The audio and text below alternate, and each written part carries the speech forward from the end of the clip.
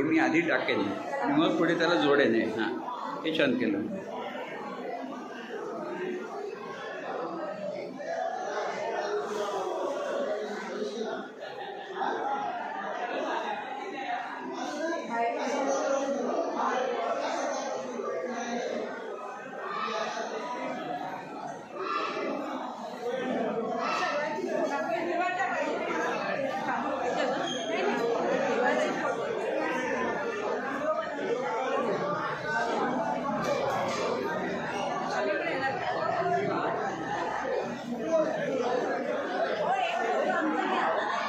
आणि जे ज्येष्ठ सदस्य असतील वयोवर्ष 58 आणि त्याहून जास्त त्यांना सदस्य करण्यासाठी आपण सगळ्यांनी मनपूर्वक प्रयत्न करावे. आपण पहिला वर्धापन दिन 21 ऑगस्ट 2022 रोजी साजरा केला. या वर्धापन दिनानिमित्त आपल्या समाजाचे माजी अध्यक्ष बबनशेठ नाईक, आपल्या गावातले ज्येष्ठ सदस्य हरिभाऊ नाईक यांनी अध्यक्षपद भूषविले. तसंच आपल्या समाजाचे अध्यक्ष माननीय अनंत पाटील, वसई सोमवंशी क्षत्रिय समाजाच्या उपाध्यक्ष विलासजी चौधरी. नमस्कार. उपस्थिती खूप छान आहे, बघून अगदी समाधान झालं आणि खूप बरं वाटलं. पावसामध्ये एवढी उपस्थिती आहे, आपण इतक्या प्रेमाने कार्यक्रमाला उपस्थित आहे. तर चंद्र आहे साक्षीदार या कार्यक्रमामध्ये. मी तृप्ती सरदेसाई आणि माझ्यासोबत आहेत श्री चंद्रशेखर ठाकूर. आपल्या सर्वांचं आम्ही मनपूर्वक स्वागत करतो. आणि आज वर्धापना दिनानिमित्त चंद्र आहे साक्षीदार हा आमचा आजचा 81वा कार्यक्रम आहे. हा कार्यक्रम इथे आयोजित केल्याबद्दल श्रीयुत राजू नाईक आणखी सर्व कार्यकारिणी यांचे मनापासून आभार. मोबाईलला सायलेंटवर ठेवा.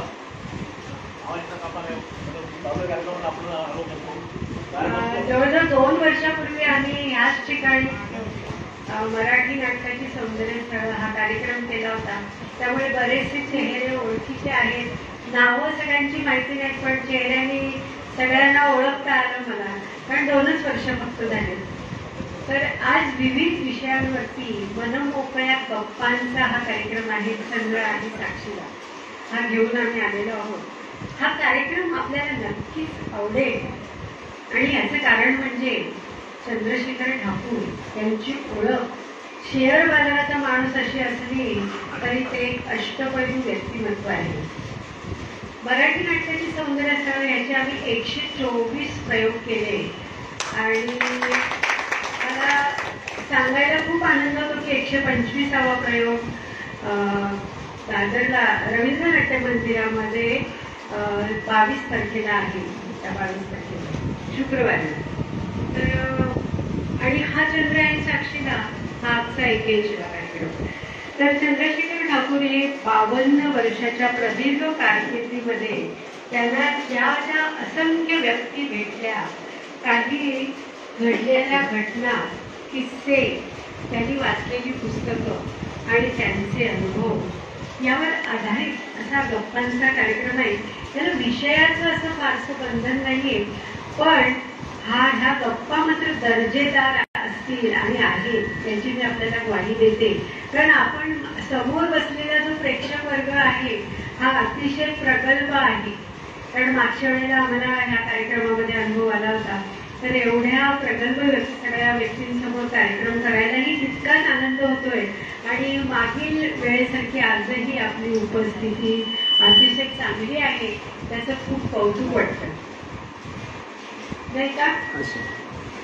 आम्हाला 2 गोष्टी आवर्जून सांगायच्या वाटतात की एवढा पाऊस असून तुम्ही आलात. नेहमी आम्ही कार्यक्रम करतो ना ज्येष्ठ नागरिक संघामध्ये, त्याची उपस्थिती 70% भगिनी असतात आणि 30% पुरुष असतात. काही ठिकाणी 80% भगिनी आणि 20% पुरुष. तिथे 50% जवळजवळ यामुळे वेगळेपणा जाणवला. आणि मागच्या वेळेसारखंच पूर्ण हाऊसफुल इथे आहे. ताई म्हणाला आम्ही ओळखीचं काम माहिती आहे. मागच्या कार्यक्रमाचं व्हिडिओ रेकॉर्डिंग माझ्याकडे आहे, ते युट्यूबवर टाकलं होतं. शेवटी गाणं म्हटलं होतं आणि त्यावेळी इतकी अशीच उपस्थिती होती तर तो कार्यक्रम आमचा चांगला लक्षात राहिला होता. आणि आज बघा ना, तुमचा 4था वर्धापन दिन आहे. म्हणजे 4 वर्षामध्ये निम्मे वेळा म्हणजे 2दा आम्ही कार्यक्रम केले. हा एक विक्रम असेल म्हणून. आणि बरं वाटतं इथे कसं आहे तुमच्याकडे आता मागच्या वेळेसारखं स्टेशनवर रिक्षा पाठवतात, परत सोडायला रिक्षा, इथून इथे यायला 100 मीटरवरती गाडी पाठवली. एवढं चांगलं खाणं पिणं आमच्या वहिनीने केलं होतं. तर काय होतं, आम्हाला परत यावं असं वाटतं आणि तर आम्ही तिसऱ्यांदा देखील येऊ, मजा येते. असो, उपस्थितीवरून ताई म्हणाल्या, उपस्थिती नक्कीच चांगली आहे. आणि काय होतं, उपस्थिती कमी असेल की म्हणायची वेळ येते. गर्दी किती त्याला महत्व नाही, गर्दी किती त्याला महत्व, आम्हाला अशी कधीच वेळ येत नाही. उपस्थिती खूप चांगली असते. पण उपस्थिती कमी असेल ना तरी पु ल देशपांडेसारखी व्यक्ती त्याचा उपयोग करून घेते हर्षा निर्माण करायला. अरुण दाते गायक सगळ्यांना माहिती आहे. अरुण दातेंचा एक व्हिडिओ आहे, म्हणजे कधी सुद्धा नाही, मी ऐकलाय तो व्हिडिओ. अरुण दातेंनी लिहिलंय की मी इंदोरला राहत असे, मुंबईत आलो त्यावेळी मला कोणी ओळखत नव्हतं, कारण इंदोरून पहिल्यांदा मुंबईत आलेले आणि कुणीतरी त्यांचा कार्यक्रम ठेवला होता गाण्याचा. अर्थात अरुण दाते नाव कोणाला माहिती नसल्यामुळे त्या कार्यक्रमाला अतिशय तुरळक उपस्थिती होती. पण अरुण दातेंनी त्या व्हिडिओत सांगितलंय की माझं भाग्य असं की त्या पहिल्या कार्यक्रमाला पु ल देशपांडे हजर होते. तर म्हणाले मला एवढा आनंद झाला की माझ्यासारखी व्यक्ती ओळख नाही देत नाही आणि एवढी कमी उपस्थिती पु ल कसं काय आले. तर म्हणाले पहिला कार्यक्रम सुरू होण्याआधी मी पुलाला जाऊन नमस्कार केला की मला खूप आनंद झाला तुम्ही आले. पण मला अजून उत्सुकता आहे की माझ्यासारखा माणूस त्याचं नाव सापडा माहिती नाही, तर अशा माणसाच्या कार्यक्रमाला तुम्ही आले ते कसं काय. त्यावर पु ल म्हणाले, अहो गेले 2 महिने माझी तब्येत बरी नव्हती, डॉक्टरांनी बाहेर जायला मना केलं होतं, तर आज मी पुन्हा फॉलोअपसाठी दाखवायला गेलो. त्यामुळे काय हरकत नाही, आता हळूहळू बाहेर जायला हरकत नाही, फक्त कमी गर्दी असेल अशा ठिकाणी जात म्हणजे प्रसंगानुरूप कसं विनोद निर्माण करायचं म्हणून तुला आहे म्हणापेक्षा सुद्धा. तर खूप काय चांगलं. बरोबर आहे. आणि हे असे शब्दांचे खेळ केवळ तुलाच करू शकतात ना. आणि तुम्ही अनेक वृत्तपत्रांमधलं लेखन केलेलं आहे आणि विविध क्षेत्रातल्या हजारो लोकांना तुम्ही भेटलेले आहात. तर सोपी भाषा आणि सोपं लिखाण हे आपलं वैशिष्ट्य आहे. पण आपणही वृत्तपत्रामध्ये स्तंभलेखन केलंय, तर ही सोपेपणाची प्रेरणा आपण कोणाकडनं घेतली? प्रश्नाचं उत्तर देण्यापूर्वी एक सांगतो, हा कार्यक्रम भारत सरकार युट्यूबवरती जाणार आहे. आता मी रेकॉर्डिंग करतोय, रात्रीमध्ये घरी गेल्यावरती युट्यूबवर टाकेन, सकाळी मी लिंक पाठवेन, त्यामुळे नंतरही तुम्ही कधी करू शकता. म्हणून सुरुवातीला तुमच्या कॅमेरा फिरवला, म्हणजे पुढच्या वेळी लक्षात येईल कोण कोण होते आपल्या. सोपेपणाची प्रेरणा मी घेते आचार्य अत्र्यांच्याकडून. कारण मी ज्यावेळी SSCला होतो त्यावेळी आचार्य अत्र्यांचं पुस्तक वाचलं होतं, मी कसा झालो. त्यामध्ये आचार्य अत्र्यांनी मी लेखक कसा झालो, मी निर्माता कसा झालो, दिग्दर्शक कसा झालो, वक्ता कसा झालो, शिक्षक कसा झालो, मी कसा झालो पुस्तकाचं नाव होतं. त्यामध्ये आचार्य अत्र्यांनी लिहिलं होतं की सोपं बोलणं हे खूप कठीण असतं आणि कठीण बोलणं हे खूप सोपं असतं. तसंच सोपं लिहिणं हे खूप कठीण असतं आणि कठीण लिहिणं खूप सोपं असतं. ते मला कुठेतरी मेंदूमध्ये नोंद झाली. म्हणून लोकसत्ता मठामध्ये ज्यावेळी मी लेख लिहित असे त्यावेळी अतिशय सोप्या भाषेत लिहित असे, त्यामुळे लोकांना ते खूप आवडायचे. लोकांची जी नाळ जोडली ते सोपेपणामुळे जोडली. आणखी सोपेपणाची प्रेरणा मी घेतली लेखक वसंत सबनीस. वसंत सबनीस लेखक म्हणून आपल्याला माहिती आहे, पण ते उत्तम अभिनेते पण होते. दादा कोंडके यांचं विच्छा माझी पुरी करा लोकनाट्यामध्ये दादा कोंडकेंच्या बरोबर सुरुवातीला वक म्हणून जो असतो त्याच्यामध्ये वसंत सबनीस आणि दादा कोंडके होते. आता दादा कोंडकेसारखे चतुरस्र अभिनेते त्यांच्या खांद्याला उभे राहायचं काही छोटं काम नव्हतं, पण वसंत सबनीस अतिशय शिवधनुष्य पेरलं होतं. ते वसंत सबनीस कॉलेजमध्ये असताना एका वृत्तपत्रामध्ये रात्रपाळीला कामाला होते. पण ह्या गोष्टीला 60 वर्ष झाली. त्यावेळी कॉलेजचं शिक्षण सोपं नव्हतं. रात्री वृत्तपत्रामध्ये नोकरी करायची आणि दिवसा कॉलेज करायचं असे ते दिवस होते. तर वसंत सबनीस ज्यावेळी वृत्तपत्रात नोकरीला होते तो काळ होता 1947चा आणि दिवस होता 15 ऑगस्ट 1947. त्या दिवशी रात्रपाळीमध्ये वसंत सबनीस होते. वर्तमानपत्राची छपाई आता सुरू होणार, कारण कसं होतं 9 वाजता 9-9:30ला पेपर सेट तयार होतो आणि मग छपाई होते. मग टेम्पो येतात, गावोगाव पेपर जात असतात. तर मध्यरात्री इंग्रजांनी दिल्ली प्रिंटरवरती बातमी आली, इंग्रजांनी भारताला स्वातंत्र्य जाहीर केलं. आता मध्यरात्री बातमी आली, पेपर जवळजवळ पुरा होत आलेला, पण एवढी महत्वाची बातमी तर पेपरात यायला पाहिजे. मग वसंत त्यावेळी रात्रीच्या वेळी संपादक उपसंपादक कोणी असत नाही, ते 2:30ला निघून गेलेले असतात. पण एवढी बातमी न येऊन चालणारच नाही. मग वसंत सबनीसांनी निर्णय घेतला आपल्या अधिकारामध्ये आणि पहिल्या पानावरच्या काही जाहिराती कमी केल्या, काही बिनमहत्वाच्या बातम्या कमी केल्या आणि पहिल्या पानावरती तिरंगी झेंड्याचा एक चित्र छापलं. आणि त्याखाली तिथल्या तिथे ज्यांना सुचलेल्या 4 ओळी वसंत सबनीसांनी त्या तिरंगी झेंड्याच्या चित्राखाली 4 ओळी छापल्या. त्यावेळी त्यांना सुचल्या. त्या 4 ओळी अशा होत्या, ध्वजा उंचचा हिमालयावर जेथून दिसतील अवघे सागर, जाऊन ते सांग जगाला भारत माझा स्वतंत्र झाला. आता मला सांगा 150 वर्षांच्या गुलामगिरीच्या अंधकारातून वगैरे काही अलंकारिक भाषा नाही. ध्वजा उंच जा हिमालयावर हे सुद्धा दिसतील अवघे सागर जाऊन ते सांग जगाला भारत माझा स्वतंत्र झाला. आणि नंतर कोणीतरी स्पर्धा ठेवली होती की स्वातंत्र्याची बातमी कोणी चांगली दिली. त्यामध्ये यांच्या वृत्तपत्राला पहिला क्रमांक मिळाला होता आणि ते वृत्तपत्र होतं सकाळ. नानासाहेब गोडेकर त्यावेळी संपादक होते. तर असे वसंत स्वामी आणि मगाशी म्हटलं की विच्छावादी भूमिकारामध्ये ते उभगाची उभग जो असतो त्यामध्ये सुरुवातीला प्रधान आणि सेनापती अशा त्या 2 भूमिका असत. दादा कोंडके आणि वसंत सबनीस दरबारामध्ये राजाच्या सेनापती आणि प्रधान अशा त्या 2 भूमिका असत. तर प्रसंग असा असतो त्या विच्छावादी भूमिकारामध्ये की राजाचं निधन झालेलं असतं आणि हे प्रधान आणि सेनापती तयारी करत असतात. तर राजाचं निधन झालं म्हटल्यावर सगळी तयारी करायची, कोणाला बोलवायचं वगैरे. आणि विच्छावादी भूमिका तुम्ही बघितलं असेल की त्याचं वैशिष्ट्य असं की प्रत्येक प्रयोग ताजा वाटायचा. कारण दादा कोंडके नजीकच्या काळात घडलेल्या घटनांचा परामर्श त्या विच्छावादी भूमिकारामध्ये घेत असत. त्यामुळे नवीन नवीन काहीतरी असायचं त्याच्यामध्ये. म्हणून मी जवळजवळ 8 का 9 वेळा मी पाहिलं विच्छावादी भूमिकारा. तर एका प्रयोगाला भरत नाट्य मंदिरला पुण्याला प्रयोग झाला होता. मी त्यावेळी उपस्थित होतो प्रयोगाला. तर त्या प्रयोगाला वसंत सबनीस बाळ कोलटकर आले होते. नाटककार बाळ कोलटकर. अर्थात त्यांना संतांनी पहिल्या रंगीत बसवलं होतं. तर यांचं वैशिष्ट्य म्हणजे प्रत्येक आलेल्या पाहुण्याची दखल घ्यायची, घडलेल्या घटनांची दखल घ्यायची. तर बाळ कोलटकर पहिल्या रांगेत बसलेले बघून उत्स्फूर्तपणे यांचं बोलणं चालू होतं की महाराजांचं निधन झालंय, तयारी करायची, कोणाकोणाला बोलवायचं. तर यादी चालली होती. तेवढ्यात उत्स्फूर्तपणे वसंत सबनीस म्हणाले दादांना, आपण बाळ कोलटकरांना बोलवायला पाहिजे. ते समोर बसलेले बाळ कोलटकरांना बोलवायला पाहिजे म्हणजे त्यांची दखल घेतली. बाळ कोलटकरांना बोलवायला पाहिजे. ताबडतोब दादा कोंडके म्हणाले तिथे नको नको नको त्यांना नको बोलू. ते स्मशानामध्ये डीला डी लावून कविता करत बसतील असते. त्या डीला डी म्हणजे त्यावेळी त्यांचं वाहतुरी दुर्वांची जुडी नाटक जोरात चालू होतं. त्यामध्ये जे पद्य होतं त्या पद्याची शेवटची ओळ असे वाहतुरी दुर्वांची जुडी. त्या आधीच्या ओळीमध्ये कडी व डीला डी वगैरे असेल. पण डी म्हणते म्हणाले डीला डी लावून कविता करत बसतील त्यांना काय बोलू नका. त्यावर वसंत सबनीस म्हणाले दादा कोंडके ना हे सगळं उत्स्फूर्त होतं. दादा तुम्ही थट्टा करताय डीला डी लावून कविता करत बसतील म्हणून तुम्हाला येईल का अशी एखादी कविता डीला डी लावून. दादा कोंडके म्हणाले आज त्याची आहे का आत्ता करतो. हे सगळं काहीच मी नाही. त्या प्रसंगाचं साक्षीदार आहे. दादा कोंडके म्हणाले आत्ता करतो. आणि अक्षरशः दादा कोंडकेनी 5-7 सेकंद छताकडे वहित रंगमंचाच्या आणि लगेचच तिथल्या तिथे ती कविता त्यांनी केली. ती अशी होती वाहतुरी दुर्वांची जुडी ज्यांनी बघितलंय त्यांना ते कळेल की त्या जो कवितेचा बाज आहे ना तसाचा तसा दादाने उतरवला होता. आमची स्पॉट ती कविता केली. त्याचं विडंबन होतं. ती कविता अशी होती सुंदर पोहे पातळ पातळ खमंग तुकडे खोबरे पुष्कळ शेंग चुरमुरे आणि कडाळ या सर्वांनी विविध चवीने असा बनविला चविष्ट चिवडा पडते ज्यावर उडी बांधतो ही चिवड्याची पुडी. हो बाळ कोलटकर स्टेजवरती आले. साष्टांग नमस्कार घातला दादा कोंडकेंना. एका कलाकारांनी दुसऱ्या कलाकाराला दिलेली निर्मळ दाद होती. त्याकडे खरंच ही माणसं खूप मोठी होती. तर ते अजून मला झाले 45 वर्ष होऊन गेली. तर अशा मंडळींचा सहवास आला त्यामुळे वाटलं की आपण जरा सोपं बोलतो. नाही पण हे तुम्ही सगळं लक्षातही ठेवलंय ते जास्त महत्वाचं आहे. तर आकाशवाणी TV आणि जाहीर व्याख्यान असे दोन्ही प्रकारचे कार्यक्रम तुम्ही आजवर केले. तर दोघांमध्ये तुम्हाला कुठलं माध्यम जास्त आवडतं. कारण लॉकडाऊनच्या काळामध्ये तुम्ही ऑनलाईन कार्यक्रम केले. तसं एक सभागृहातले कार्यक्रम नक्की आवडतात. आता बघा ना तुम्ही एवढे प्रतिसाद देतात. चेहरे बघून कळत असतं आपल्या कार्यक्रम लोकांना आवडतोय.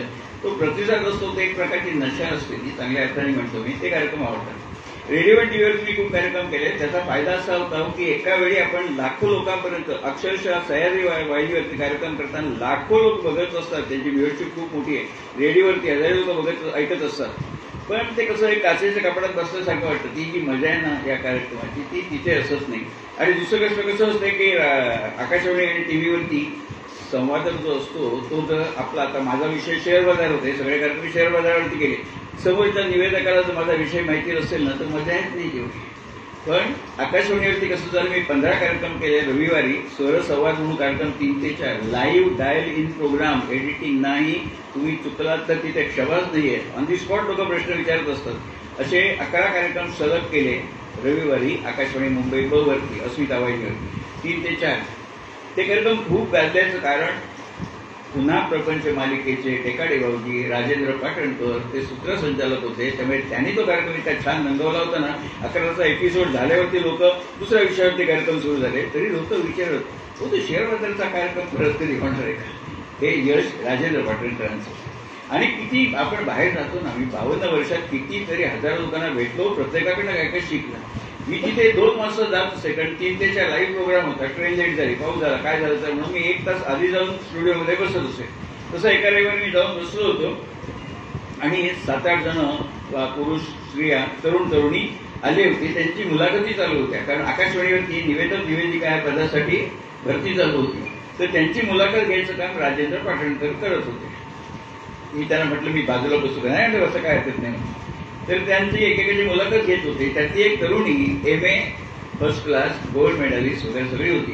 तर तिची मुलाखत घेताना राजेंद्र पाटणकरांनी त्या तरुणीला प्रश्न विचारला, महामहोपाध्याय दत्तो वामन पोतदार यांचं संपूर्ण नाव सांगू शकाल का. ती तरुणी म्हणाली, सॉरी मला नाही माहिती. आता दत्तो वामन पोतदार हेच त्यांचं नाव आहे ना आणि महामहोपाध्यायी पदवी आहे त्यांची. आता एवढी जर साधी माहिती निवेदक निवेदिका पदाला आलेल्या व्यक्तीला माहिती नसेल तर ते क्षम्य नाही. सध्या बँकेत भरती चालू आहे क्लार्क पदासाठी. त्या उमेदवाराला विचारलं, त्याला माहिती नाही दत्तो वामन, फरक पडत नाही बँकेत, त्याला काही गरज नाही लागणार. पण आकाशवाणीसारख्या माध्यमावरती तुम्ही नोकरी करायला येता तेव्हा या गोष्टी माहिती असणं आवश्यक आहेत ना. तर पाटणकर नाराज झाले, मला माहित नाही म्हटलं. मग पाटणकरने काय केलं, तिला ग्रामोफोनची रेकॉर्ड दिली HMVची आणि सांगितलं हे गाणं आपल्याला वाजवायचंय. आता गाण्याच्या आधी निवेदन करायचं असतं. या गाण्याचं निवेदन कसं करायला करून दाखवा. त्या तरुणीने हातात घेतली रेकॉर्ड आणि निवेदन करून दाखवलं. आता आपण जे गाणं ऐकणार आहात ते आहे जगाच्या पाठीवर या चित्रपटातलं. संगीतकार आहेत सुधीर फडके आणि गीतकार आहेत G.D. माडगूळकर. तर तुम्हाला कळलं G.D. माडगूळकर अहो ते कधी माडगुळकर HMV ब्रिटिश कंपनी आहे, त्यांनी इंग्रजीत छापलंय. पण तुम्हाला तारतम्य पाहिजे, वाचताना गीत करायचं गदी माडगुळकर. तर तुम्हाला कळलं त्या मुलीला कळलं नाही. MA गोल्ड मेडल तिथे कामाला येत नाही. ताबडतोब तिचा पत्ता कापला राजेंद्र पाटणकरांनी की म्हणजे एवढं तुम्हाला तारतम्य असलं पाहिजे गदी माडगुळकर म्हणायचं. आता तुमचं अपेक्षा मी काय म्हणायचं प्रगल्भ म्हणून, प्रगल्भ माणसांच्या लक्षात येतं म्हणून मी असे सवाल सगळीकडे सांगतो असं नाहीये. पण ते ब्रँड आहे, तो गदिमा ब्रँड आहे. बाबूजी म्हटल्यावरती सुधीर फडके सांगायला लागत नाही, ते ब्रँड आहे. आणि ब्रँडचं उदाहरण तुम्हाला सांगतो. आम्रखंड म्हटलं की आपल्याला ब्रँड डोळ्यासमोर येतो, तो म्हणजे चित्र आहे. आम्रखंड म्हटल्यावरती चित्र आहे. आता कल्पना करा डेटॉल कंपनीमध्ये त्यांची सुट्टी बनवते. डेटॉल कंपनीने जर उद्या आम्रखंड निर्माण केलं, निर्मिती केली, आपल्याला किती जण घेतील मला सांगा. वहिनी आपण सांगतो गहो जाता येते डेटॉल तर आम्रखंड घेऊन या, अंगावर शिसारी येतील नाही. तो ब्रँड आहे, चित्र हे चित्र आहे. डेटॉलच्या ठिकाणी आहे. आता तुम्ही म्हणाल की हसवायसाठी सांगतो डेटॉल कसं काय आम्रखंड बनवेल. ITC कंपनी सिगारेट बनवते, त्या कंपनीची 16 प्रॉडक्ट 10 दिवसात 16 खायची प्रॉडक्ट आहेत तर बाजारात. आता आपल्याला फारशी माहिती नाही का. ITCने विचार केला की उद्या लोकांनी खरोखरच सिगारेट पिणं बंद केलं तर कंपनी बंद करायची वेळ येईल म्हणून आतापासून त्यांनी 16 प्रॉडक्ट त्यांचे बाजारात आहेत. सुद्धा डेटॉल बनवू पण शकेल, पण किती लोक घेतील आपल्याला जरा सांगता येईल. आणि कसं आहे की हे सांगितलं की चुकीच्या उत्तरामुळे एका मुलींनी नोकरी नाही मिळाली तिला. त्याच्या उलट उदाहरण म्हणजे आता ताई म्हणाला रवींद्रचा कार्यक्रम आहे 22ला, तो उत्तराला मोने त्या सूत्रसंचालिका आहे, त्यांनी तो घडून आणला आहे. महाराष्ट्र सरकारतर्फे, पण त्या सूत्रसंचालिका आहे. त्या उत्तरामध्ये एका माझ्या कार्यक्रमामध्ये निवेदिका होत्या. तर त्यांनी सांगितलं की माझी पहिली नोकरी झाली आकाशवाणीवरती आणि म्हणाले नोकरीच्या मुलाखत घेतात तर 4 जण पॅनलवरती मुलाखत घेत होते. एकेकाने प्रश्न विचारले, मी म्हणाले उत्तर देत होते. कारण ती आठवण त्यांनी सांगितली फोनवर, म्हणाले खुश झाली. खूप वर्षापूर्वी ती आठवण त्यांनी सांगितली होती ती मला अजून लक्षात आहे. ते मुलाखत घेत होते 4 जण पॅनलवरचे. चांगली मुलाखत चालली होती म्हणाल्या. आणि शेवटी त्यात एकाने सांगितलं आता शेवटचा प्रश्न विचारतो आणि मग आपण मुलाखत थांबूया. पण म्हणाले मला कळत होतं माझी उत्तर त्यांना आवडत होती म्हणून. तर त्या पॅनलमधल्या एकाने सांगितलं कल्पना करा तुम्ही बातम्या वाचता आहात आणि शेवटच्या क्षणी तुम्हाला चिठ्ठी आली आणि त्या चिठ्ठीत नील आहे. अनेक वेळा काय होतं बातम्या वाचत असतात बघा, आत्ताच हाती आलेल्या बातम्यानुसार काय ते तातडीची बातमी असते ती आपल्याला सांगायला लागते, ते फक्त शब्द देतात. तसं ते मुलाखतकाराने विचारलं उत्तरामध्ये ना, समजा तुम्ही बातमीपत्र वाचता आहे आणि तुम्हाला चिठ्ठी आली की उद्यापासून मुंबईचे पोलीस कमिशनर श्रीकांत बापट यांनी मुंबईमध्ये सोमवारपासून 2 दिवसांची कर्फ्यू जाहीर केली आहे. ही बातमी कशी वाचून दाखवाल? उत्तरांनी लगेच वाचून दाखवली. आताच हाती आलेल्या बातमीनुसार बृहन्मुंबईचे पोलीस आयुक्त श्रीकांत बापट यांनी सोमवारपासून मुंबईमध्ये 2 दिवसांसाठी संचारबंदी जाहीर केली आहे. आता बघा, त्यांनी चिठ्ठीत काय दिलं होतं? पोलीस कमिशनर हिने वाचून दाखवलं पोलीस आयुक्त, का मराठी बातमीपत्र आहे. त्यांनी दिलं होतं 2 दिवसांसाठी कर्फ्यू जाहीर केली आहे, हिने वाचून दाखवलं 2 दिवसांसाठी संचारबंदी जाहीर केली आहे. हे जे तारतम्य समय सूचकता आहे ना, ती म्हणाले उत्तर दिल्यावरती त्या ग्रहस्थांच्या चेहऱ्यावरचं हास्य मी बघितलं आणि मला कळलं म्हणजे नोकरी पक्की झाली. आणि तसंच झालं. ते म्हणाले उद्यापासून कामावर या, अपॉइंटमेंट लेटर नंतर देऊ. म्हणजे हे जे तारतम्य असतं ना, त्यामुळे बघा नोकरी मिळाली आणि एकीची नोकरी गमावली, अशी अनेक उदाहरणं आपण ऐकतो ना आणि आपण समृद्ध होत असतो. आणि दुसरं रेडिओचा विषय निघाला म्हणून सांगतो. आपण सगळे जुन्या पिढीतले आहोत. आपल्याकडे बघा बुधवारी आकाशवाणीवरती एक छान कार्यक्रम असते आपली आवड नावाचा. त्यामध्ये कमलिनी विजयकर सादर करते. आम्ही कानातंत्रींना प्राण आणून ऐकत असतो. कमलिनी विजयकर सादर करीत आहेत आपली आवड. आणि छान छान गाणी लागायची. आणि त्या कार्यक्रमामध्ये फरमाईश सांगायचे, रत्नागिरीवरून परभणीवरून नाशिकवरून नावं सांगायचे. त्या गोष्टीला आता 55 वर्ष झाली. 55 वर्षापूर्वी रेडिओवरती कोणीतरी माझं नाव घेत आहे ही गोष्ट लोकांना थ्रिल वाटायची. त्यामुळे लोक आणि पोस्टकार्ड पाठवायचे, मला येणं ऐकायचं, नाव वाचून दाखवत. पण शेवटी एवढा अतिरेक व्हायला लागला की सगळ्यांची नावं वाचता वाचता गाण्यांची संख्या कमी व्हायला लागली. ताबडतोब बाळासाहेब ठाकरेंनी मार्मिकमध्ये व्यंगचित्र काढलं. कमलिनी विजयकर वाचतायत, लांब कागदाची पट्टी अशी, परभणीहून अमुक, नाशिकहून तमुक, रत्नागिरीहून तमुक, मुंबईहून अमुक. आणि ती पट्टी वाचता वाचता शेवटी त्या म्हणतात कमलिनी विजयकर, आता गाणं ऐकूया पुढल्या बुधवारी. एवढा परिणाम त्या ह्याचा झाला. पुढच्या बुधवारपासून आकाशवाणीने फक्त प्रातिनिधिक 5च नावं वाचायला सुरुवात केली आणि इतर शेकडो असं म्हणायचे. म्हणजे बाळासाहेबांनी एक व्यंगचित्र लिहिलं, पण कदाचित 10 ओळी लिहिल्यास तेवढं परिणामकारक झालं नसतं. आता तुम्हाला वाचनाची तर खूप आवड आहेच आणि जास्त करून दौऱ्यावर असल्यावरती किंवा बाहेरगावी जाताना तुम्ही भरपूर वाचन करता. तर कोणत्या प्रकारची म्हणजे कोणत्या विषयावरची पुस्तकं तुम्हाला जास्त वाचायला आवडतात? मी सगळ्या प्रकारची पुस्तकं वाचली आहेत आणि वाचतोही. पण मला विनोदी जास्त आवडतात.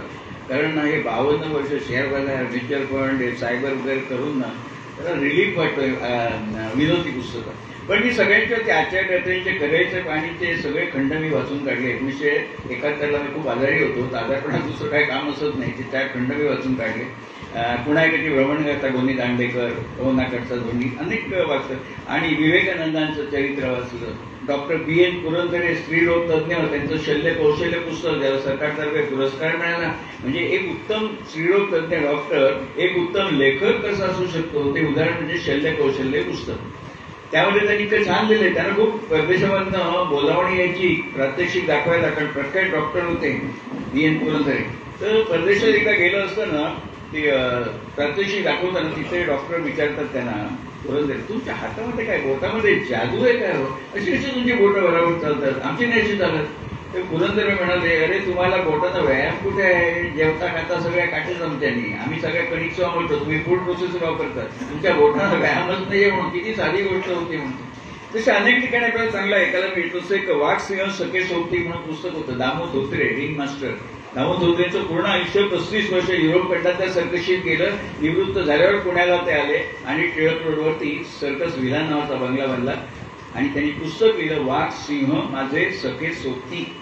त्या पुस्तकाला सरकारचा पुरस्कार मिळाला आणि मी त्यांना पोस्टकार्ड लिहिला आणि त्यांना मुद्दाम भेटायला गेलो होतो पुण्याला. त्याला माणूस जवळ 1.5 तास त्यांनी मला दिला, सगळं सांगत होते. तर त्यांनी इतकी 35 वर्ष सर्कशीत काम केलं. ते म्हणाले की जगामध्ये जिथे जिथे सर्कस आहे तिथे तिथे रिंग मास्टर असतो. त्या रिंग मास्टरच्या हातात चाबूक असतो आणि त्या चाबकाचा आवाज, अंगावर काटाही असला तर चाबकाचा आवाज असतो. त्या चाबकाला घाबरून वाघ सिंह हत्ती अस्वल सगळी त्याच्या आज्ञा ऐकत असतात. कारण त्यांना काय वाटतं, हे फटफट आवाज येतो ना तर काहीतरी शस्त्र आहे ते आपल्याला त्यांनी इजा होईल या भीतीपोटी ते विचार आहे सगळं ऐकत असतात. आणि म्हणून बघा स्टुलावरती वाघ, हो जंगलचा राजा, तो मुडकोळ करून असा बसतो, ते काय हरवणत असतो का, त्याला भीती वाटते हे फटफट आहे ते मारेल म्हणून. म्हणजे वाघ सिंह असे बसलेले असतात मुंबईत. तर दामोदर ते म्हणाले की जिथे जिथे सर्कस आहे तिथे रिंग मास्टर असतो, त्याच्या हातात चाबूक असतो. पण आजपर्यंत जगामध्ये कुठल्या रिंग मास्टरनी वाघाला, सिंहाला, हत्तीला चाबूक मारलेला नाही. का मारला नसेल नाही मला सांगता येत. ते म्हणाले, हो ज्या क्षणी एखादा रिंग मास्टर वाघाला चाबूक मारेल ना त्या क्षणी वाघाला कळून चुकेल याच्या तथाकथित शस्त्रामध्ये काही दम नाही. आणि पुढच्या क्षणी तो रिंग मास्टरवर हल्ला करे, म्हणून त्यांना तो भासवत असतो काहीतरी शस्त्र आहे म्हणून. असे ते खूप महत्व जाऊन त्यांनी सांगितले त्यांच्या याच्यामध्ये. तसं विनोबाजींचं एक पुस्तक म्हणजे गीताई. आणि आम्ही लहानपणी शाळेत असताना, जिल्हा परिषदेच्या शाळेमध्ये असताना गीताईचे काही आम्हाला श्लोक परिपाठामध्ये सुरुवातीला आमच्याकडून म्हणून घेतले जायचे. त्याच्यामधल्या अगदी सुरुवातच अशी असायची, गीता ही माऊली माझी, गीता मी बाळ मेणता, पडता रडता खेळी, लोणी कडे बरी. इतकं सोपं मराठीमध्ये असायचं त्यांचे ते श्लोक की ते सहजच पाठ व्हायचे. तर गीताई हा विनोबाजींनी आपल्याला दिलेला एक अमूल्य असा ठेवा आहे. ज्यांना संस्कृत समजत नाही आणि संस्कृत समजत नाही त्यामुळे भगवद्गीतेचा आस्वाद घेता येत नाही, तर त्यासाठी ही सोय त्यांनी मराठीमध्ये ही गीता लिहून केलेली आहे, गीताई. तर विनोबाजींनी खरं म्हणजे आपल्या आईसाठी ही गीताई दिली होती, परंतु त्याचा उपयोग आता आपल्या सगळ्याच लोकांना होतो, कारण मराठी पटकन समजतं सगळ्यांना. अशी ही गीताई विनोबाजींची. खरंच गीताई लिहून आचार्य विनोबा भावे यांनी मराठी समाजावर खरंच उपकार केले आहेत. कारण आम्ही शाळेत असताना जी अभ्यासक्रमात होती गीताई, मूळ भगवद्गीतेमध्ये 18 अध्याय, तेवढेच अध्याय गीताईमध्ये. एका अध्यायात जेवढे श्लोक तेवढेच श्लोक गीताईमध्ये. एका श्लोकाचा जो अर्थ तोच अर्थ एका श्लोकामध्ये. कुठेही असं नाही अर्थ मोठा आहे संस्कृतमध्ये एका श्लोकात झाले, इकडे दुसऱ्या श्लोकात कॅरीवर बिलकुल नाही. आणि इतके सोप्या भाषेत लिहिले ना, सगळी गीताई वाचताना एकदाही कधी आईला वडिलांना विचारायला लागत नाही याचा अर्थ काय म्हणून. बघा ना, पहिला जो अध्याय भगवद्गीतेमधला, धर्मक्षेत्रे कुरुक्षेत्रे समवेता युयुत्सवा मामका पांडवा शैव किम कुरुवत संजय, त्याचं भाषांतर गीताईमध्ये विनोबाजींनी कसं केलंय. त्या पवित्र कुरुक्षेत्री पांडूचे आणि आमुचे तीर्थार्थ जमले तेव्हा वर्तले काय संजया. इतक्या सोप्या शब्दामध्ये सगळे त्यांनी लिहिले. आणि मग होता होता 18वा अध्याय येतो. भगवान श्रीकृष्णांना अर्जुन सांगतात की माझ्या सगळ्या शंका निरसन झालं, मी आता युद्धाला तयार आहे, मोह माझा नष्ट झाला, युद्धाला तयार आहे. तो जो श्लोक आहे भगवद्गीतेमध्ये, नष्टो मोहा स्मृतिर्लब्धात् त्वत्प्रसादात् मयाच्युत स्थितोऽस्मि गतसंदेह करिष्ये वचनं तव, त्याचं भाषांतर विनोबांनी केलंय. मोहमेला चितो देवा कृपेने स्मृतीला बली, झालो निशंक मी आता करीन म्हणसी तसे. किती सोप्या शब्दात सगळे गेले. त्यावेळी गीताई एक ठेवा. आणि विद्वत्पाजींच्या विद्वत्तेबद्दल बोलायचं ना, एक पावसाच्या पाण्याचा थेंब, त्यावर विनोबाजीने जे भाष्य केलं आहे ते म्हणतात, पावसाच्या पाण्याचा थेंब ज्यावेळी हातावर पडतो त्यावेळी ते पाणी पिण्यायोग्य असतं. अगदी सरांच्या घरी गेलो होतो, मस्त पावसाच्या पाण्याचे भांड्यात ठेवलं होतं. तर काय पावसाच्या पाण्याची गोडी असते ते. तर पावसाच्या पाण्याचं थेंब ज्यावेळी हातावर पडतो त्यावेळी ते पाणी पिण्यायोग्य असतं, पण तोच पावसाच्या पाण्याचा थेंब गटारात पडतो त्यावेळी त्या पाण्याने पाय धुवायच्या सुद्धा लायकीचं राहत नाही.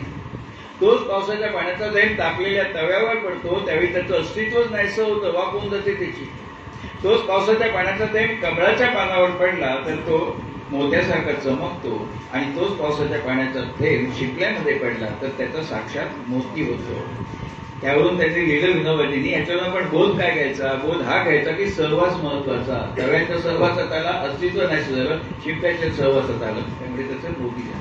मला खरंच 52 वर्षाच्या याच्यात वाटतं की मला असा हजारो लोकांचा वाचक, प्रेक्षक, श्रोते त्यांचा सहवास जो मिळाला ना, त्यावेळी जीवन सफल झालं असं मला खरोखरच वाटतं. आणि गीताईच्या आवृत्ती तरी किती निघाल्या आहेत, खूप आवृत्ती आहेत. 269 आवृत्ती, 269 आणि 43 लाख प्रति कपड्या हा गेल्या वर्षाचा आकडा आहे. नंतर अर्थात त्याचे काही भांडवल केले विनोबाजींनी. संत ग्रस्त होते, त्यांना किती आवृत्त्या वगैरे त्याच्यात काही पडलेलं नव्हतं. तर गेल्या 52 वर्षाच्या कारकिर्दीमध्ये तुम्ही आर्थिक क्षेत्रामध्ये कार्यरत होतात.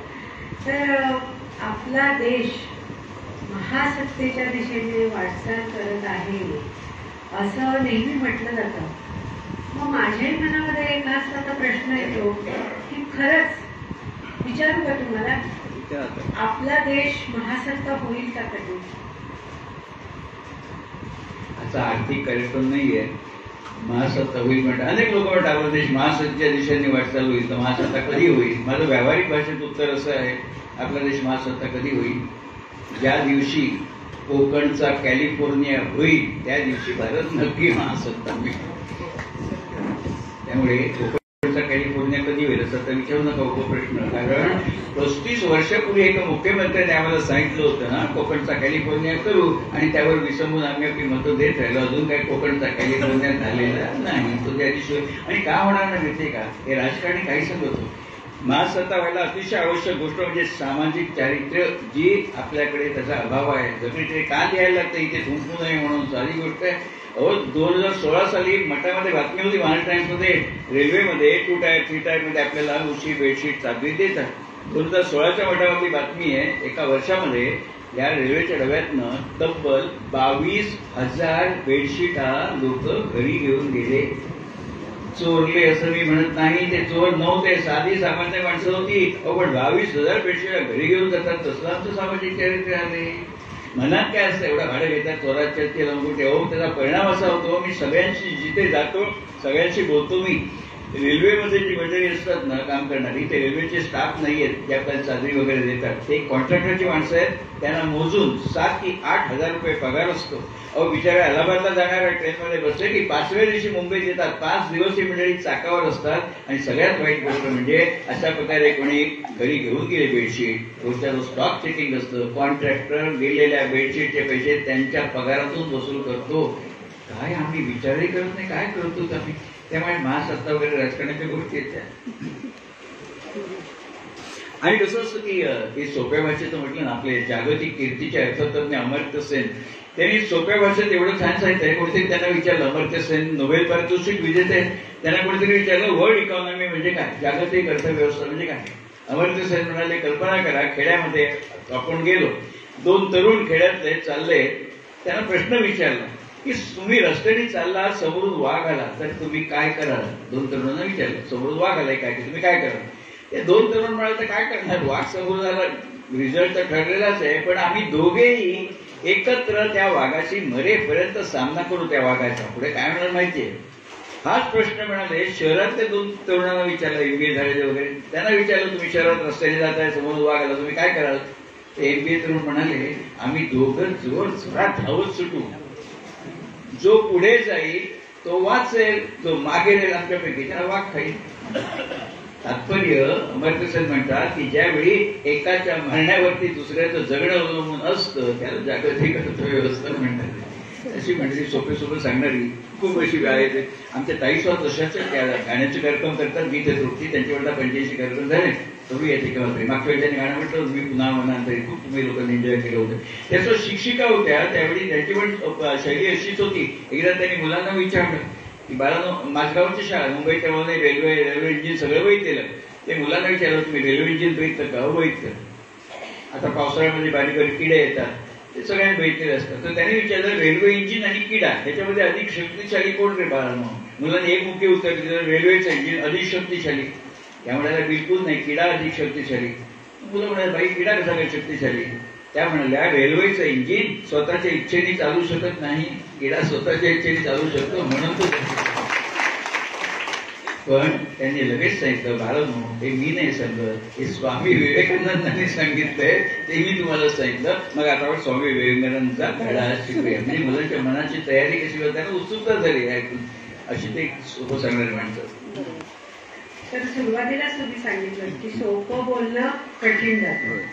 आणि नामवंत व्यक्तीला तर तुम्ही भरपूर भेटलेला आहात, अनेक तुम्हाला भेटलेले आहेत नामवंत व्यक्ती. त्याचप्रमाणे तळागाळातली माणसंही तुम्हाला अनेक भेटलेली आहेत. अगदी मला आठवतं की आपल्या बोरिवलीमध्ये एक महिला रिक्षावाली, तिची तुम्ही मुलाखत घेतली आणि सगळ्यांना ती म्हणजे तिने तिच्या सगळ्या आठवणी आणि कशी रिक्षा चालवायला लागली, कसं सगळे जीवनात संघर्ष कसा केला हेही तिने सांगितलं. तर तुम्हाला असं सगळ्यांशी संवाद साधायला खूप आवडतं. तर असं एखादी दिलचस्प लक्षात राहण्यासारखी आठवण अशी सांगाल का आम्हाला. मी सुरतला गेलो होतो. सुरतमध्ये व्याख्यान होतं शेअर बाजारचं. वेळ होती रात्री 9 ते 11, कारण सगळे व्यावसायिक होते. दुकान बंद करून टाकल्यानंतर वाजवणं ऐकायला येणार नाही. ती मला 9 ते 11 ठेवा. म्हटलं ठीक आहे. मी सकाळी सुरतला पोहोचलो. मी वेळेच्या आधी जातो नेहमी, कारण आपल्यामुळे उशीर होऊ नये म्हणून. तर सकाळी मी पोहोचलो, लॉजवरती राहिलो होतो. आयोजक म्हणाले तुम्ही काय करणार दिवसभर. म्हटलं काही नाही, आराम करणार लॉजवरती. तर म्हणाले इथून जवळच एक अंबा माताचं देऊळ आहे, मला जर रस असेल बघून या. सरळ जायचं, लॉज मधनं दाखवलंय, सरळ रस्ता आहे. म्हटलं ठीक आहे. मग 4 वाजता मी उठलो, चहा वगैरे घेतला आणि खाली उतरून निघालो अंबाबाईचं देऊळ बघायला. सुरतची गोष्ट. पण मी त्या आयोजकाला विचारायला विसरलो होतो की किती वेळ लागेल म्हणून. पण म्हटलं ठीक आहे, रस्त्यात कोणी नव्हतं. पण त्यांनी सांगितलं रस्ता सरळ आहे. तर थोडा वेळ चालल्यावरती एक नवरा बायको मोगऱ्याच्या फुलांचा गजरा करत बसले होते. मी त्या पुरुषाला विचारलं, भाई मुझे अंबा माता मंदिर जाना है, कितना समय लगेगा? त्यांनी असं ना शून्य नजरेने माझ्याकडे भेटलं, काही उत्तर दिलं नाही. ते मला काय वाटलं मी सुरतमध्ये आलोय, तिथे गुजराती भाषा चालते, हिंदी कळत असेल असं नाही, म्हणून मी गुजरातीतनं तोच प्रश्न विचारला. मला गुजराती येतो शेअर बाजारात काम केल्यामुळे. मी त्याला तोच प्रश्न गुजरातीतनं विचारला, भाई साहेब મને અંબા માતા મંદિર જેવું છે, કેટલી વાર લાગશે? तरी त्याने काय उत्तर दिलं नाही. मग मला वाटतं बहुतेक दोघे एकमेकांशी बोलत नव्हती. मला वाटतं ऐकण्यामध्ये असेल काहीतरी प्रॉब्लेम. मी चालत राहिलो. म्हटलं रस्त्यावर मी माहिती आहे साधारण 100-125 मीटर मी चालल्यावरती यांनी जोरात मला हाक मारून परत बोलावलं, अरे भाई लाल इधर लावतो. मी परत 100-125 मीटर परत आलो. मला वाटतं आपको अंबा माता मंदिर जाने का है ना? म्हटलं हा. इथं हिंदी कळत होतं. आपको अंबा माता मंदिर जाने का है ना? म्हटलं हा. आपको 10 मिनिट लगेगा. मी म्हटलं गड्या तुला मी 2 वेळा विचारला, आपको मैंने हिंदी में पूछा, गुजराती में पूछा, आपने जवाब नहीं दिया. अब मैं गया फिर मेरे को वापस बुला के बोलते 10 मिनट लगेगा. ऐसा क्यों? तुम्हाला म्हणाला मेरे को क्या मालूम आपका चलने का स्पीड क्या है. अभी मैं देखा ये स्पीड से 10 मिनिट लगेगा. म्हणजे त्यातलं मी त्यांनी हे तत्व म्हणून काय नाही, बाहेरचा माणूस आलाय कळत होतं, फिरकी यायचं म्हणून त्यांनी सांगितलं. पण मी बोध घेतला तो असा, आपण अनुभव नसताना अनेक वेळा लूज कमेंट करत असतो. परवा माझा एक मित्र, आम्ही बोलत होतो, तिसरा एक मित्र आला माझा, ते दोघे एकमेकांना ओळखत नव्हते. तर माझा जो मित्र त्या तिसऱ्याला सांगतो, अरे आपण समाजामध्ये आलो आहोत, आपली काही सामाजिक बांधिलकी आहे, आपल्या मिळकतीतला काही भाग आपण समाजासाठी खर्च केला पाहिजे. हे ज्याला तो सांगतो ना, तो मनुष्य 70% उत्पन्नाचा भाग बाबा आमच्या वर्षासारखे करतो. तुला माहितीये का तो काय करतो ते? मग त्याला पाहिजे सांगायचं. ते अनुभव न घेता आपण कमेंट करत असतो. तुम्ही केलं की आपण अनुभव घेऊनच बोलावं. आणि प्रत्येकाकडनं काही ना काही शिकण्यासारखं नक्कीच असतं. तर तो प्राण आणि शत्रुघ्न सिन्हाचा किस्सा सांगा ना जरा. कसं आहे, माझे एक मित्र फिल्म इंडस्ट्रीमध्ये ते म्हणाले की प्राण साहेब जवळजवळ 40 वर्ष विलन म्हणून होते. त्यावेळी विलन म्हटलं ते प्राण, अगदी जीजस में गंगावेची पासून प्राण म्हटलं की विलन म्हटलं की प्राण. ज्यावेळी शत्रुघ्न सिन्हा आले इंडस्ट्रीमध्ये, त्यावेळी काही कामं शत्रुघ्न सिन्हांना मिळायला लागली.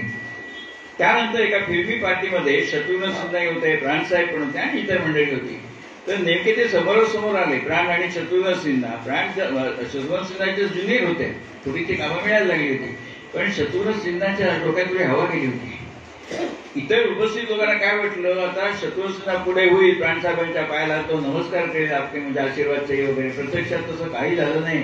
शत्रुघ्न सिन्हा स्टाईलमध्ये ते प्राणसाहेबांच्या समोर जाऊन उभे राहिले आणि प्राणसाहेबांना म्हणाले, शत्रुघ्न सिन्हा ऐसे तो मैंने आजकल आपकी छुट्टी कर दी है.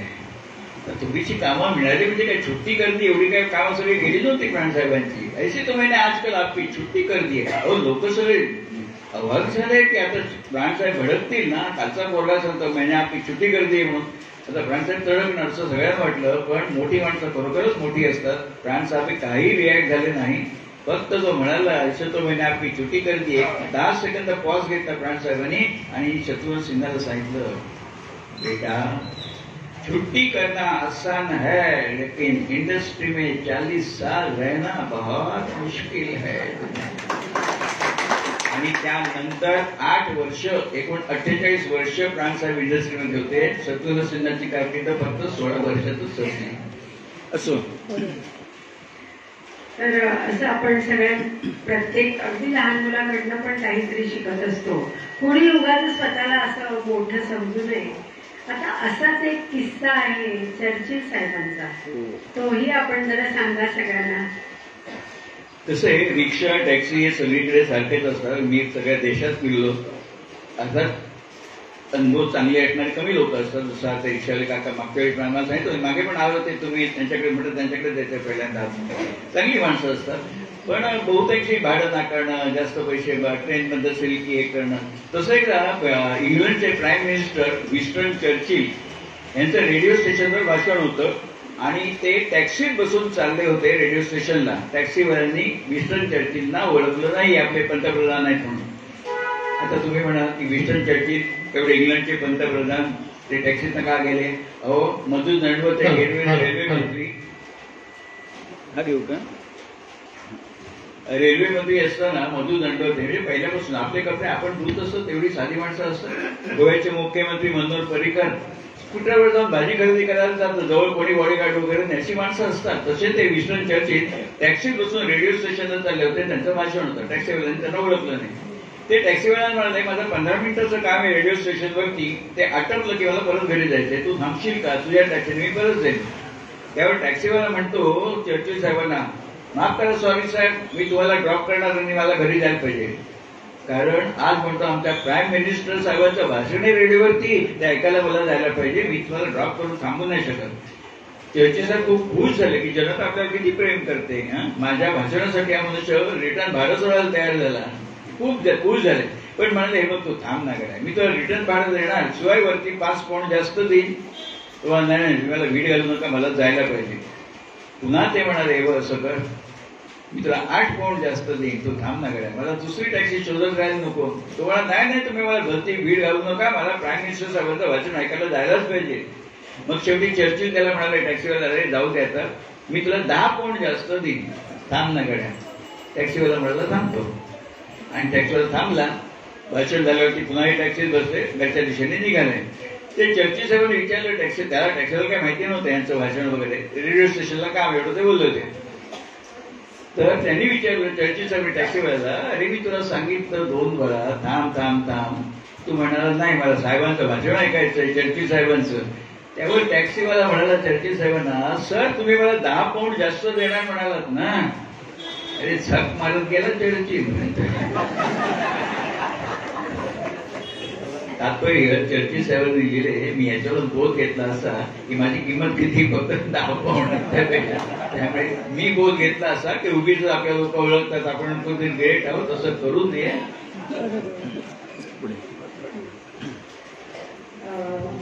आपण मागच्या वेळेला इथे मराठी नाटकाचे संसदेस्थळ हा कार्यक्रम केला होता.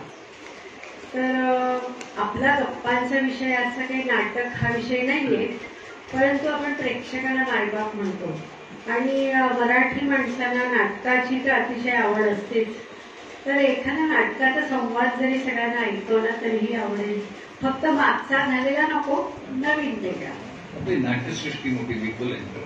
कसं आहे नाटकाच्या कार्यक्रमामध्ये ताई मागच्यासारख्या येतात निवेदिका असतात आणि त्यांच्या गीततृप्तीमध्ये मी निवेदक असतो आणि त्याला एका दुसरं गाणं पण म्हणतो, कारण आम्ही दोघं एकाच गावचे, देवगड हापूस आमचं गाव.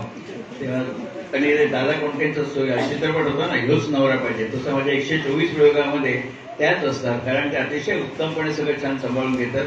ते एखाद्या वेळी माझा कार्यक्रम त्याग करते, मी निवेदन केले, एवढ्या त्याचा एक्सपर्ट झाले त्याच्यामध्ये. असं बाळ कोल्हटकरांचा एक मगाशी आपण उल्लेख केला, बाळ कोल्हटकर दादा कोंडकेच्या विचामाजी पुरी करायला आले होते, त्यांचं एक नाटक होतं लहानपण देगा देवा.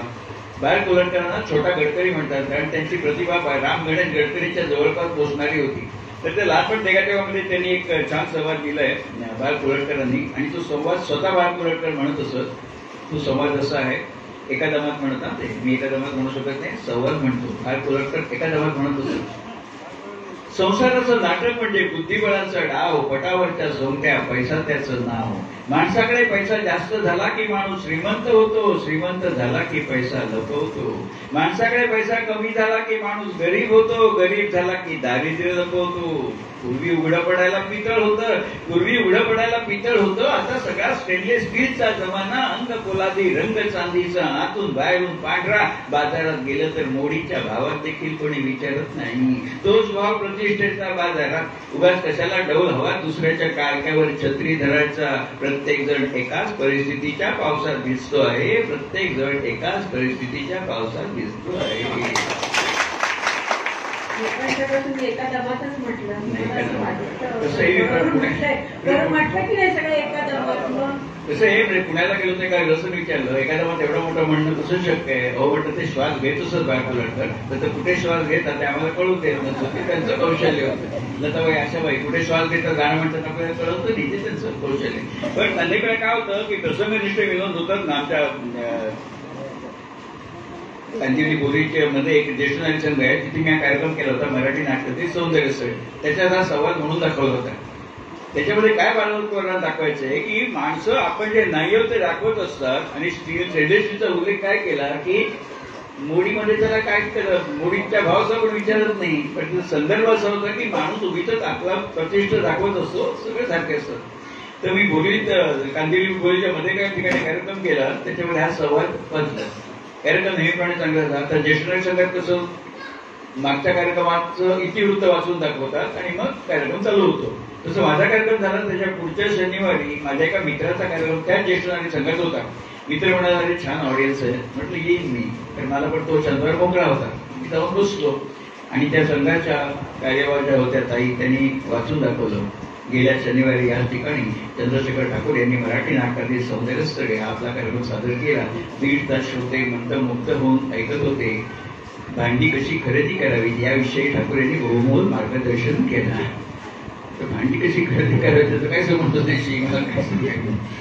म्हणजे असे प्रसंग आपल्याला प्रसंगनिष्ठ विनोद त्याचं ऐकायला काही सांगितलं नाही असं त्याचा अर्थ नव्हता. मजा.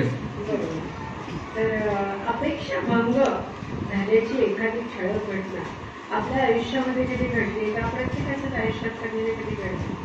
आपल्याही आयुष्यात घडली असेल. नाही, कसं आहे की बेलसरे महाराजांचं चरित्र वाचलं होतं, तर ते एक वाक्य मला खूप आवडलं. अपेक्षा ठेवू नका म्हणजे अपेक्षा भंगाचं दुःख होत नाही. ते कुठेतरी रुजलं माझ्या डोक्यामध्ये. मी अपेक्षा फालतू ठेवायच्या नाही. पण काही वेळा घडतं. त्या पालघर जिल्ह्यामध्ये नाव विसरलो, एका ठिकाणी आता शेअर बाजारचा कार्यक्रम होता आणि त्या एक कोऑपरेटिव्ह क्रेडिट सोसायटीने तो प्रायोजित केला होता. आणि ते म्हणाले आमचे 3,500 मेंबर्स आहेत, तुझ्या कार्यक्रमाला मिनिमम 1,000 लोक तरी येतील आमच्या सवयचं. म्हणजे चांगले नाही, एवढं 1,000 लोक तरी थ्रिल असतं कार्यक्रमामध्ये. सगळं झालं आणि 2 दिवस राहिला असताना आयोजकांनी सांगितलं आपण कार्यक्रम रद्द करतो. का तर प्रायोजकांनी प्रायोजकत्व काढून घेतलं. आता हॉलचा खर्च, लाऊड स्पीकर हे ते प्रोजेक्टवर खर्च तो असतो 10-12 हजार रुपये. ते प्रायोजकांनी सांगितलं आम्ही नाही करत, प्रायोजकत्व काढून घेतलं, त्यामुळे कार्यक्रम होऊ शकत नाही. आणि ज्यांनी आयोजित केला होता त्या संस्थेचं एवढं बजेट नव्हतं. मग त्यांनी 2 दिवस आधी कळलं कार्यक्रम आपला होत नाहीये, त्यांनी प्रायोजकत्व काढून घेतलं म्हणून. तर नंतर मी म्हटलं काय हरकत नाही. नंतर त्यांना विचारलं काय झालं, तर मला वाटलं की 1000 सोडा 500 लोक आले तरी काही कमी नव्हे. तर त्यांनी नंतर कळलं की त्यांना असं वाटलं की शेअर बाजारचं भाषण घेऊन ठाकूर करणार, आमचे जे 3,500 सभासद आहेत कोऑपरेटिव्ह क्रेडिट सोसायटीचे, ते सगळे इकडचा अकाउंट बंद करतील, शेअर बाजारामध्ये इन्व्हेस्ट करतील, आमच्या सोसायटीचं काय म्हणतात. ठाकूर एवढा ताकदवान नाहीये की माझ्या एका भाषणावरती लोक क्रेडिट सोसायटीचं सभासद बंद करतील आणि शेअर बाजारात बंद करतील. तुम्ही ती कल्पना नाही, पण ती अपेक्षा भंग तो झाला. आणि लोकांचे पण झाले असतील. माझं लग्न झालं ना, त्याला 50 वर्ष झाली आता. म्हणजे मला 75 झाली, लग्नाला 50 झाली. फक्त मी कोणाला सांगितलं नाही, मला सोहळे आवडतच नाही. मी 50वाही साजरा केला नाही, 75ही साजरा केला नाही. माझ्या मुलीला सुद्धा बोलावलं नाही. मला सोहळे आवडत नाही. कोणी वाढदिवस करायचे, बाबा आमच्यासारख्या मंडळी, महर्षी कर्वेसारख्या म्हणजे आम्ही त्यांचे करायचे. आमचं कर्तृत्व काय, विनोबा म्हणतात झाडे वाटतात, पशु पक्षी वाटतात, तसे आपण म्हणतो. मला ते खरं पटतं म्हणून. तर माझं लग्न झालं तरी म्हणजे सासूबाईंचं माहेर कोकणामध्ये. पूर्वी बघा पण आपल्या गावात कोणतं लग्न झालं की जावई येणार दिवाळी सणाला, मग सगळे सांगत आमच्याकडे घेऊन या, आमच्याकडे घेऊन या. त्यावेळी कौतुक असते. आता कोणाला पडलेलं असत नाही, वेळ कोणाला असत. तर सासूबाई म्हणाल्या माझ्या माहेरी एकदा जायचं आहे, तुम्हाला घेऊन आम्ही जाणार, लोकांना उत्सुकता आहे तुम्हाला बघायची, तर जाऊया. एक वर्ष मी गेलो, बायको, मी, सासू आणि सासरे. तर त्या मला काहीच माहिती नव्हतं. सासूबाईंच्या माहेरी गावामध्ये अशी वदंता पसरली होती की माझं उषा काकूंचा जावई म्हणजे मी, उषा काकूंच्या जावयाची सही 100 रुपयाच्या नोटेवर आणि 1000 रुपयाच्या नोटेवर लवकरच येणार आहे. त्यावेळी 200-500 नव्हते, 100ची नोट एकदम 1000ची, आता 1000ची बंद आहे. तर ठाकूर उषा काकूंच्या जावयाची सही 100च्या आणि 1000च्या नोटेवर येणार आहे अशी बातमी असल्यामुळे गावामध्ये क्रेज होती की उषा काकूंची जावई आमच्याकडे घेऊन या, आमच्याकडे घेऊन या म्हणून. मला काहीच माहिती नव्हतं. एक दिवशी एका शेजारी बोलत होतं, सासूबाई म्हणत जाऊन या. मी आणि माझी बायको गेलो. तर गेल्यावर तिथं ग्रहस्थांनी विचार कोकणात मालवणी भाषेमध्ये विचारलं काय पाहुण्यांना कधी इलाज, किती दिवस मुक्काम वगैरे ते सगळं विचारलं. मग त्याने मला पुढचा प्रश्न विचारला कळीचा. मला आधी काहीच माहिती नव्हतं. मला बोलायला मात्र तुमची नोटेवर सही यायची ती कधी येणार, म्हणजे कळलं नाही. नाही मी असं ऐकलं की 100च्या आणि 1000च्या नोटेवर तुमची सही येणार म्हणून. म्हटलं नाही हो, माझी सही किती, असा कसा, म्हटलं खरंच नाही येणार. पण आमच्या गावात तो पांडू चौगुले त्याची पण सही येणार 1000 रुपयाच्या नोटेवरती. कोण पांडू चौगुले मला काही माहिती नाही. आता मला सांगा, रिझर्व्ह बँकेच्या गव्हर्नरची सोय नोटीवरती असते. रिझर्व्ह बँकेचा गव्हर्नर व्हायला काहीतरी माणसाला आर्थिक क्षेत्रात नाव नको का?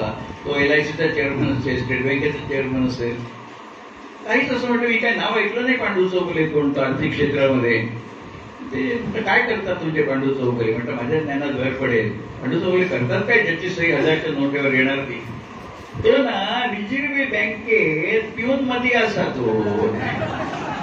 रिझर्व्ह बँकेमध्ये पिऊन असलेल्या माणसाची सही आयुष्यात तरी येईल का? मी सांगितलं काका तुम्हाला हे सांगू का, तुमच्या पांडू चौगुलेची सही आयुष्यात ती नोटेवर येणार नाही, तशी माझी देखील येणार नाही. मग त्यांना काहीतरी तो धक्का बसला. आत गेली मग स्वयंपाकघरात. बहुतेक बायकोला जाऊन सांगितलं असतील की पोहे बी भिजवू नको, जावई काय एवढा प्रसिद्ध नाहीये, नुसतं चहा कर. आणि तसंच झालं. फक्त चहा आला. घरी गेल्यावर सासूबाई विचारतात काय कशी वाटते आमची माणसं? म्हटलं खूप छान आहेत तुमची माणसं. काय केलं होतं जरा तिथे? म्हटलं चहा केलं होतं ना. चहा केलं? मला तर म्हणाले होते की नाश्त्याला तिकडे पाठवा. आता नाश्ता का आला नाही ते मला माहिती होतं. तर त्यांचा अपेक्षा बनलं. तुम्ही अनेक कार्यक्रमामध्ये स्वतःला गुंतवून ठेवलं आहे, हे अतिशय कौतुकास्पद तर आहेच. कारण स्वस्थ बसणं आणि शांत बसणं हा काही तुमचा स्वभाव नाहीये. आता हल्ली तुम्ही सायबर क्राईम आणि AI आर्टिफिशियल इंटेलिजन्स यांच्यावरती सुद्धा तुम्ही कार्यक्रम करतात. अलीकडेच आपण केले आहेत कार्यक्रम. तर तरी पण असं कधी होतं का की तुम्ही आराम खुर्चीमध्ये बसलेला आहात स्वस्थ आणि जुन्या सगळ्या आठवणींचा पट आपल्या डोळ्यासमोरनं भराभर फिरतोय आणि त्याच्यामध्ये तुम्ही रममाण होता? तर असं काही तुम्हाला जुन्या आठवणी वगैरे असं होतं का कधी?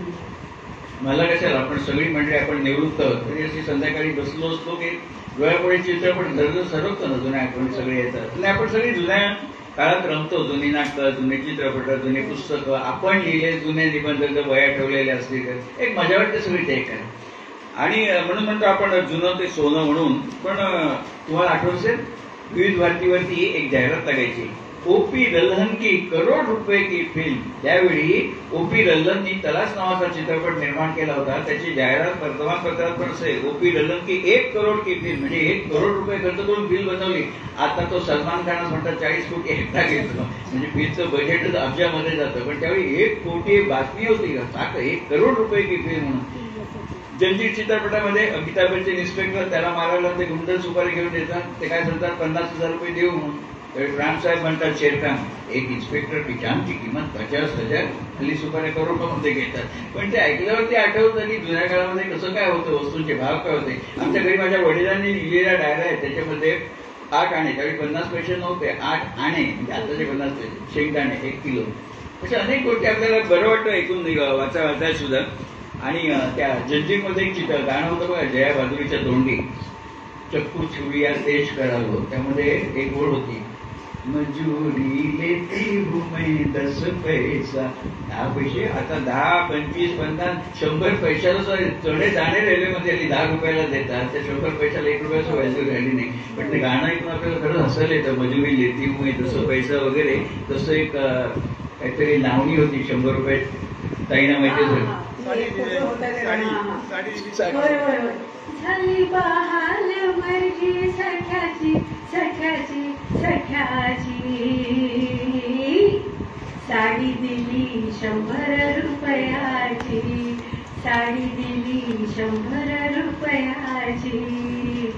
आता 100 रुपयाच्या साडीला काय किंमत आहे? 100 रुपयाला मिळतच नाही, बनियन पण मिळत नाही. आणि कसं आहे ह्याचा मतितार्थ आपल्याला कळतो. परवाची नात विचारत होती, आजोबा ह्याचा अर्थ काय? तर तिला काय सांगू, 100 रुपयाची साडी दिली म्हणून ती गाणं म्हणते गणपती, त्याचा अर्थ काय सांगू तिला?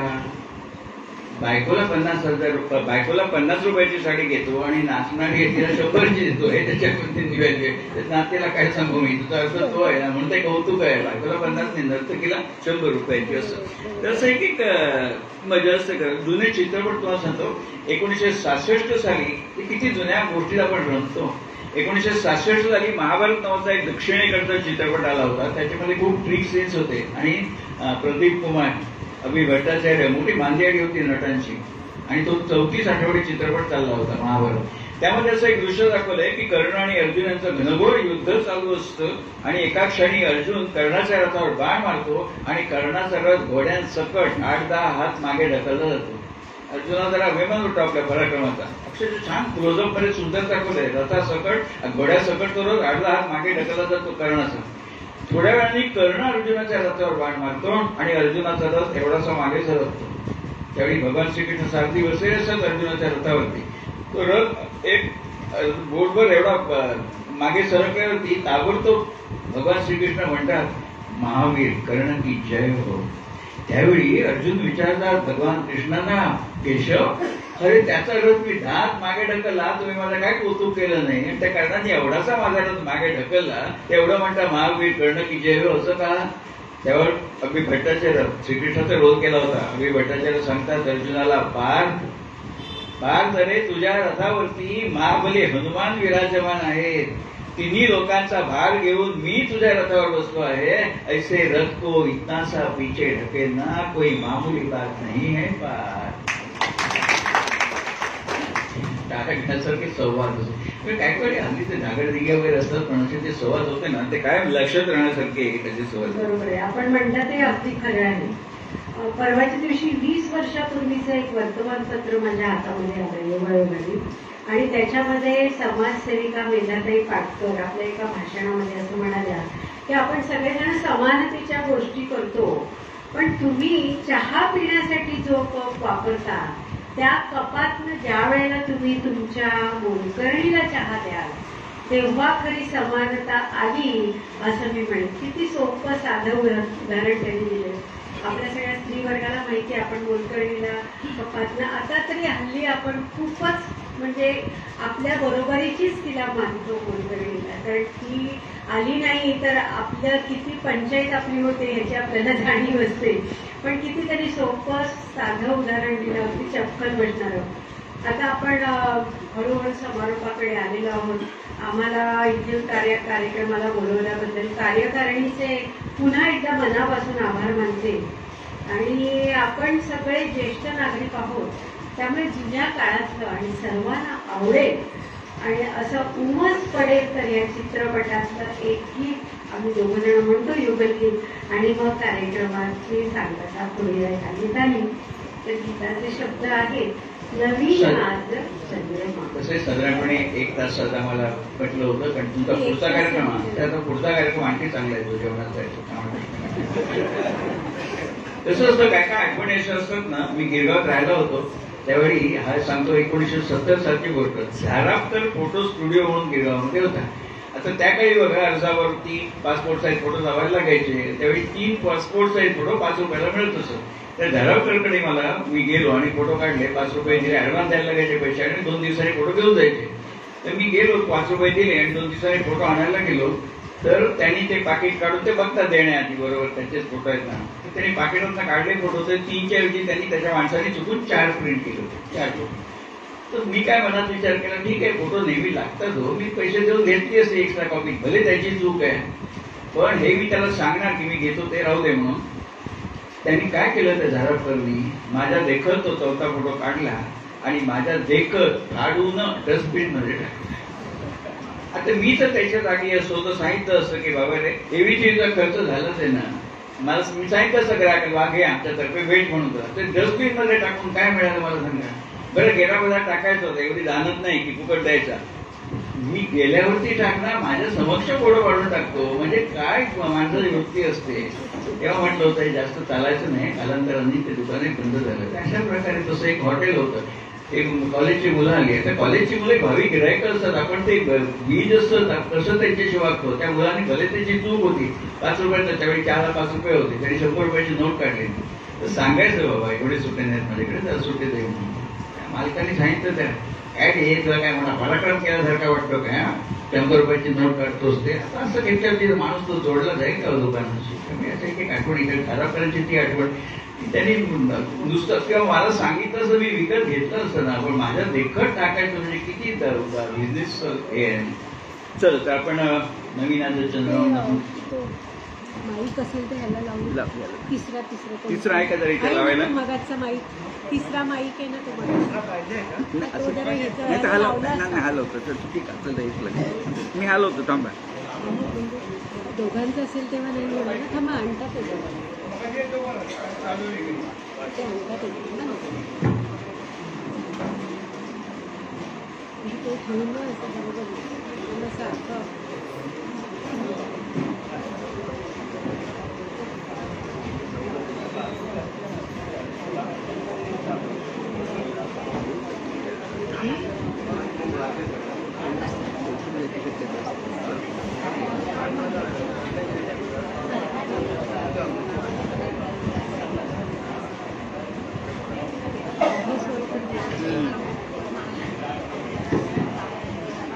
तर कार्यक्रमाची सांगता जुन्या चित्रपट गीतांनी करतो. उमस पडेल चित्रपटातलं गीत आहे. रमेश देव आणि चित्रा यांच्यावरती चित्रित झालेलं हे गीत आहे.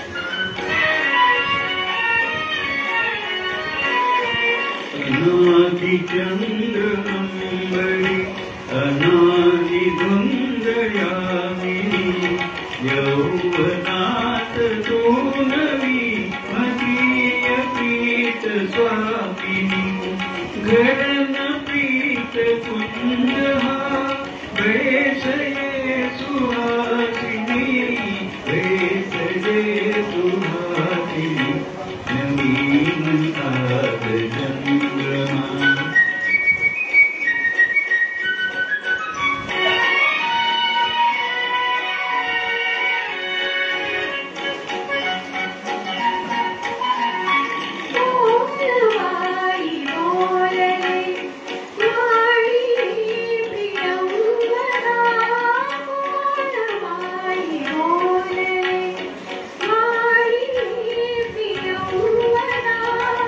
यावनात नांदते तुझीच प्रीत संपदा कशास वेगळेपणा कशास वेगळेपणा जवळ ये विलासिनी जवळ ये विलासिनी नवीन आज चंद्रमा नवीन आज यामिनी नवीन नवीन भावना नवीन स्वप्नलोचनी नवीन आज चंद्रमा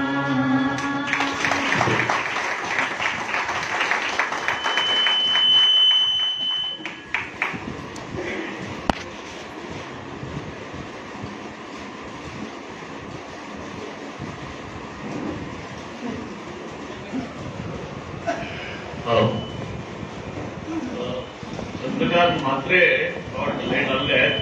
मी अरुण पाटीलला विनंती करतो की त्याला अरुण